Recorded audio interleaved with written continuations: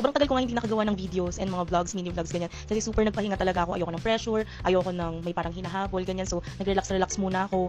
And, ayan, nagbenta-benta na kung ano-ano yung lang ginawa ko this past few months after ko mag-resign. So, ngayon, excited na akong i-share sa inyo dahil meron akong in-order. Syempre, saan pa ba? Sa aking favorite store, sa Zia Style. Dumating na nga siya, bulk orders yung in-order ko. Super dami nito. Yun na sa mga kimonos lovers dyan. Pag nag-check out kayo ng 5 pieces and up dito sa ating yellow basket, meron kayong random freebie pa na matatanggap. So, ayan, excited ako ipakita sa inyo yung mga in-order kong kimono. So, eto siya. Super nice na mga patterns nito. So, ito yung mga in-order ko. Actually, hindi ko na siya pina-plastic. Ayan, hindi ko na siya pina-plastic kasi sayang naman yung plastic. So, ayun, ito yung mga in-order kong mga kimono.